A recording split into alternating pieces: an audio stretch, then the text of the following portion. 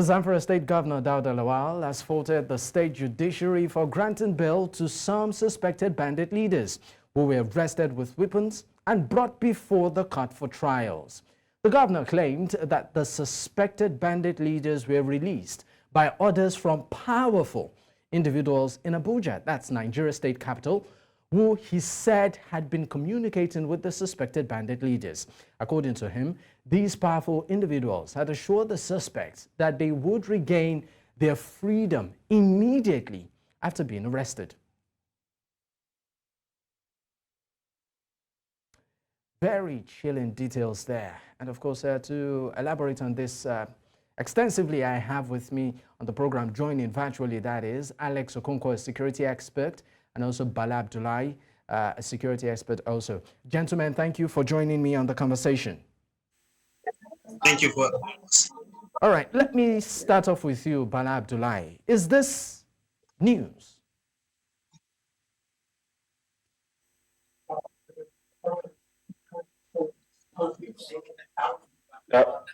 Is that with me? Yeah, I'm talking to you, Bala. I'm asking that, okay. I mean, what the governor said, that some powerful individuals, actually pushed for the bill of these bandit leaders. Is this new? No, it's not new. It's not new. It's not new. Anybody who is also a student of international security will agree with me that this has been modus operandi of the political class, preying or having similar interests in terms of the security situation of each and every country, though it depends on the modalities, the country, and even the nature and the dimension of the bandit of the insecurity that is happening. Like I've been saying other similar fora, that the issue regarding the insecurity that is happening in the Northwest specifically is something that is well known to the student of his security and other individuals, because this particular issue is very lucrative, entrepreneurial, to the extent that every part of the social strata is involved, is engaging into the benefits of the issue of insecurity in the Northwest specifically.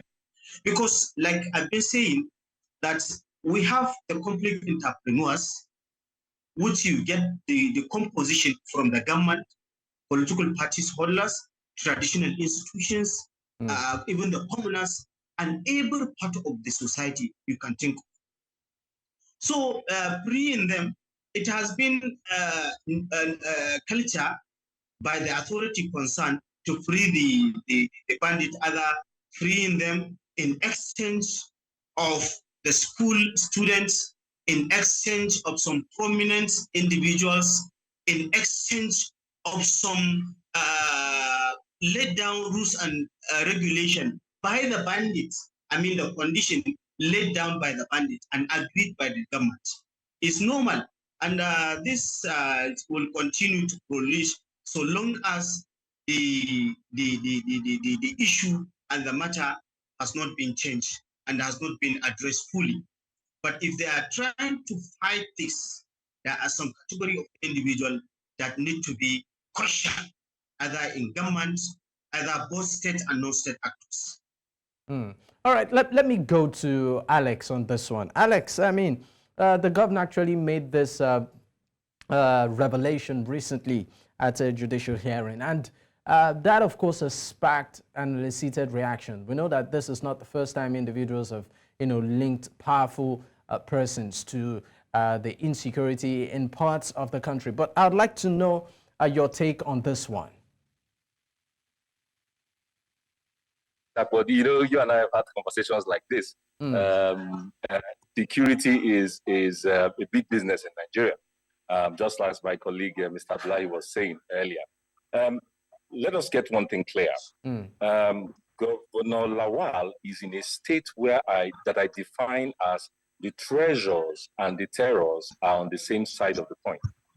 I hope this is clear. Zamfara You State is said, one of the I'm richest sorry, you states said the treasures and the terrors are and on the the same terrors side of the are coin. on the same side. Are you Yes, suggesting that the governor seems powerless? No. That's not what I'm coming to it. You will see where my angle of approach is. Zamfara State is one of the richest states in gold mining, both legal and illegal. What is going on is this. There are, of course, multiple interests. The same people that are telling you to fight insecurity are also, at the end of the chain, the same people that are leaving citizens of Zamfara State to fall into banditry and all sorts of things. You do know, you must have had the information that there's a lot of illegal mining going on in Zamfara. This is being done by modern day slavery. Do you know how they get those that work on those mining sites? Bandits go into remote villages, capture and kill some people, and the people that they've captured, they take them into modern day slavery. Of course, they are paid, but they are made to excavate using shovels and hoes to excavate for gold pepits, gold pieces that they now transport into Niger Republic and then export. These things have been going on for over 12 years. So this is the state that the former governor wanted to give cows as an amnesty for people to bring back their guns. Look, Governor Lawal is in a state that is boiling, and he knows and he feels it. Now, that he's saying something that is not new, of course, it's not new. The fact that some people are involved is because there is a business aspect to it. People are making billions of naira, even billions of dollars from what is going on in Zamfara State. Zamfara State and some other states, but Zamfara State particularly, that's what concerns us today. Now, I think what happened here, because we don't have all the facts, is that the court has ruled that these people should not be in jail and they should be allowed bail. Maybe because of the vis of process, we need to know more. Maybe because the way they were arrested were not totally legal, or maybe because they are being sponsored. All these are possibilities. I don't have the exact facts, and I prefer not to dabble into something that concerns the justice because we don't know why they've been granted bail. It's not that they are free. It's not that they are going scot-free. It's that they are allowed bail to come out. So there must be reasons, and we need to ask these questions to our judiciary. But that the governor of a state that is boiling, that is very rich, that is notorious for illegal mining, comes out to say that the justice is not doing their work, and that people are, and that he can solve the problem in 2 weeks. I think I overheard him saying that. We know it's not realistic. I mean, you said quite a number of things, and you took a swipe at the judiciary, which of course would lead me to my question. Now, this is to you, Bala. I mean, bail does not mean they're free, but given the circumstance of their arrest, what does this reflect of the kind of judicial system, particularly, that is running in Zamfara State? Well, actually, it's putting a question on us that we should question the independency of the judiciary, which means it's also signifying that and the Nigerian judicial system is not independent. What I mean by independent, when you say this is an independent body, it means it has all what it takes for it to execute what is necessary at the expectation of the common people. But looking at what they did, and certainly they must have been arrested, they must have been questioned, those allegations leveled against them, they must have answered in a more affirmative that motivated the authority concerned, either the police or otherwise, to hand them over for proper punishment. But now that the judiciary have passed a resolution that they should be granted bail, meaning that it should be something fishy, because it should be explained beyond reasonable doubt to the common people that yes, these people have engaged or is just an alleged allegation leveled against them by some so. And on that ground, ABC should be released, meaning that there are no substantial evidence to back off or to punish those individuals. This should have been the case, as this should have been communicated to the individuals. But again, on the other side, a governor, as the chief security officer of the state, he doesn't have power over police. He doesn't have power over army. He doesn't have power over everybody that is under the control of the federal government. Meaning that chief security is just name, not in practice. And to some certain level, Abuja, we can also say that we have seen cases where the government is doing different things. The Abuja people also doing different things in terms of amnesty, especially in Zamfara and other Zamfara, Kaduna, Katsina, and in those locations. That's where you don't have coordinated agreement by the government and the federal government towards this issue. So, led to me, I can say that the information gotten from Abuja supersedes the decision to be taken by the state government. I'm going to stay with you on the fact that you said the governor, doesn't really have control over the security apparatus in the state entirely, and also the judiciary. However, does this also, make the governor look weak? Because I'm looking at what a former national secretary of the All Progressives Grand Alliance, ABGA, talking about Dr. Sani Abdullahi Shinkafi, saying to the current governor, telling him to stop the blame game and do something about the insecurity in the state. So, I mean, where does all of this leave the governor? Let me tell you, every state governor in Nigeria, especially the front line states, those states in the northwest facing insecurity, believe me, he doesn't have power. He is weak. But it's the responsibility of the governor to protect lives and property. In fact, that's the primary purpose of that leadership. Is the primary responsibility. You are talking about ideal situation and reality. The ideal situation, this is what is happening. And the reality, this is also what is happening. When you are talking about chief security officer of the state, you are talking about the ideal situation in normal circumstances where there is coordinated policies, coordinated attempts, coordinated feelings by the government and other security agencies living in the states. But the ideal situation, the reality, that is the ideal. The reality, what is happening, he doesn't have power over anybody working as security officer in the states, working in the state. He doesn't have power. And he may decide also to call either the commander, and the commander may decide to decline. He may decide also to call the police commissioner. The police commissioner has right to decline because they are not under him. They were only posted there to work in harmony where possible. But this is the impossibility that is happening. And like I said earlier, this is a lucrative venture that everybody wants to have a share in that.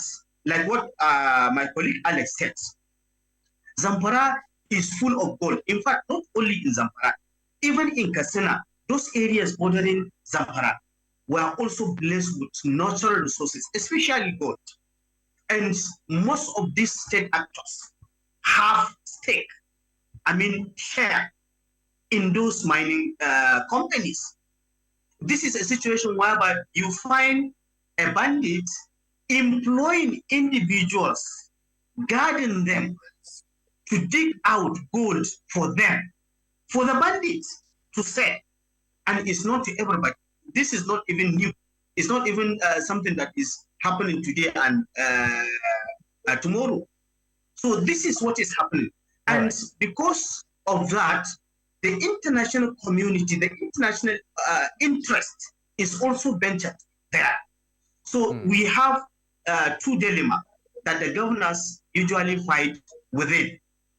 The complete entrepreneurs, which are very stronger, even stronger than the governor, and the international communities, which is also even stronger than the states, the state actors, the federal government. So this is what is happening. All right, let me leave you for a moment, Bala. Let me move to Alex right now. Are you also of the opinion that the governor is powerless? Well, I wouldn't say it that way. To some extent, they don't control the security apparatus on ground. And there's a reason for that, and that's in our constitution, and it's not new to Zamfara State. All the other 35 governors don't control as well. Not directly. But when people say that the governor is responsible for the safety and protection of the people, we actually mean it in the global, holistic sense of it. It is not purely military. I've always told you, as a guest on this your forum, that the solution to our insecurity problems are not just military. What people mean when they say the governor is in control and should be in control is that there are questions of social bearing, there are questions of education, there are questions of employment, there are several issues that can relate to insecurity, that if these are not solved, insecurity will not be solved. There are units of the Nigerian army they have been in Zamfara for over 20 years. They've not solved the insecurity because these bandits in 300, they come in groups of 300. They cross over to Niger Republic and then cross over to Zamfara. And when you attack them in Zamfara, they go to Katsina. And when you attack them in Katsina, they move over to Kano. So, I mean, it's beyond any governor anyway. Because which military are you going to control? Are you thinking that if you solve the problem in Zamfara, if you kill 100 bandits in Zamfara, well, others will not come next week? They are not the same people. They are moving around. They are very, in fact, I dare say the bandits are becoming very, very mobile, more mobile than our military. So it's not a question of having the governor controlling the GOC or whatever. No, how many GOCs are they going to control? How many units are they going to control? The idea is that we are saying, while we are doing what we are trying to do with the limited resources in terms of military, the governors, and I mean all the governors now, not just Governor Lawal, should be doing a lot in terms of the social and economic bearing of the states. Because as long as, just like Mr. Abdullahi said, as long as you have young able men that can go into banditry and illegal mining, why would they stop? Do you know how much they are paid? Even the women in the markets are the ones supplying food to the bandits. It's happening in Zamfara. This is not something, it's not hidden. If you need to just spend some time there and you see how these things work. So there is an economic underlying. There's a social degradation that is making banditry very fruitful. You cannot stop that with just having GOCs on ground. So there's the part of economy and employment and education that everybody's expecting governors to do. That's why we say the governor has the power to control his state. Of course, militarily speaking, the governor is disarmed. He cannot give orders to the GOC without it coming from the chief of defense staff. But of course, let us not also lie to ourselves. Alex, I understand your point of view, talking about ensuring that there's economic security such that people are able to take care of themselves, feed their families and all of that. But there are also some individuals, quite a number of them, who actually, are members of terrorist groups and, bandit groups based on ideology and maybe greed. So how do you address those sets of people? If you've spoken to any military person who has worked in any of these zones, they will tell you they prefer to kill the bandits. They will tell you freely they prefer to have a confrontation with the bandits and where they kill the bandits so that they don't arrest anybody, they don't bring anybody to court and all that. That is purely military jargon. That's what you hear. I'm sorry, I didn't get that point. You said they would prefer to... No, I said they prefer to combat the bandits and kill them instead of arresting them so that we don't have this case of them going to court and then being free. You see what I'm saying? I'm saying in purely military jargons. That's what you will hear. But that's not the issue. The issue is, look, it's like pouring water into an open basket.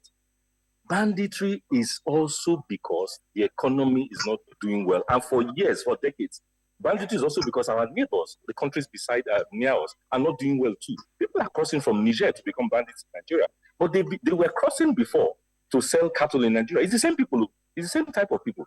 Decades before, they were calling to buy fruits. So it's just that the things have metamorphosed. It's not as if ideology is the big thing now. It was the issue when Boko Haram started. But there's not a lot of ideology involved.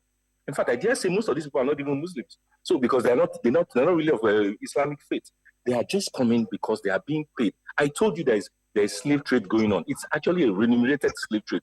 It's actually paid. These people are being paid to use their hands to go into illegal mining. So there's something happening that is beyond just military. So we cannot be saying that the governor should control the military. It's not enough. They should be doing what they have to do to make sure young people have an essence to live for. Otherwise, banditry is not ready to go away, my brother. I'm sorry to disappoint all of us.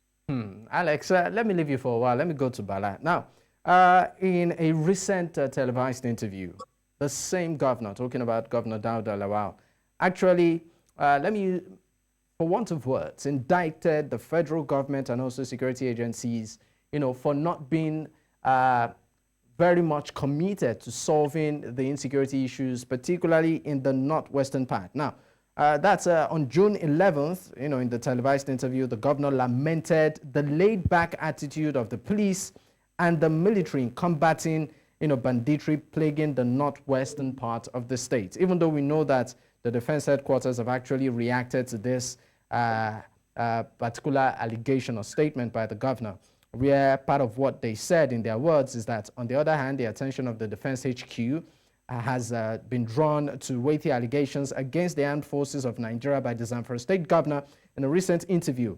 The AFN hereby makes it unequivocally clear that it is a professional force that is subservient to political authority, particularly in the political leadership of Zamfara State. It goes on and on to say that when it comes to, the discharge of its duty, it's dedicated to the security and safety of citizens, even, of that state. Now, my question to you, Bala, is this. This brings to the fore the sincerity of the government, particularly at the federal level, in actually nipping the bud when it comes to these cases of banditry and violence. How sincere would you say the federal government, is, particularly with this immediate administration? Well, we have two issues here. We have policy statements and we have administrative statements. What usually happens, whether it's true or it's not true, they may not come out to say, yes, what the governor said was okay and it was true. There has never been that. They will not do that because it's going to be a slap on their faces. And the other one is the policy statement. You will just say it for saying sake because people feel like hearing. So when you say they hear and just move on. Then aside this one, the bottom line of the issue is that those combatants being given what it takes for them to fight this banditry. Logistically, do they have the arms and ammunition, what it takes at the global, the latest state-of-the-art technology to fight the banditry? What is the coordinated level between the state governance, state governments and the federal government in terms of combating this banditry? Were they given their allowances as at when do? When they die in the line of duty, do their family benefit from what was meant for their deceased bodies? This question comes together to compose the laxity on the side of the security agencies. But give them what it takes, give them what they want, give them time frame, allow them to move with all the logistics, allow them to move with all the training, allow them to move with all the salaries and what have you, and give them the time frame and see wonders. I know military as a professional body, when they say they want to do it, believe you me, give them what it takes, they will do it. It happened during Abacha when he wanted to take over Sierra Leone during Tijakaba. He was briefed by some of his close associates that he should get Maxwell Kobe. He was then the GOC in Jos. He came. He has given them all. He gave them all the necessary tasks ahead of him, and he gave them the time frame. Believe me, within a twinkle of an eye, Kobe won.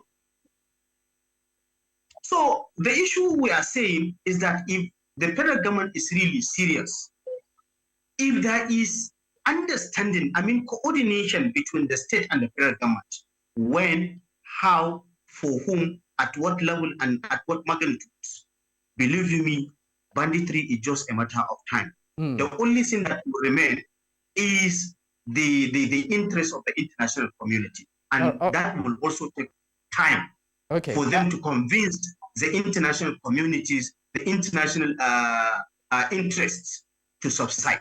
Okay, but Bala, I might just leave you for a moment. Let me go to you, Alex, on this one.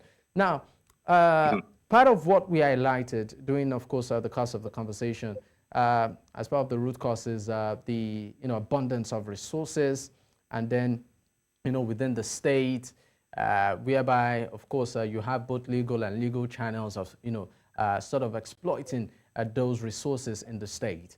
And the issue of the governor not being in charge of, absolutely in charge of the security apparatus within the state, even though we have some sort of skeletal, arrangement currently, the community protections guards, of the state, which of course is just a skeletal arrangement, put together by the administration.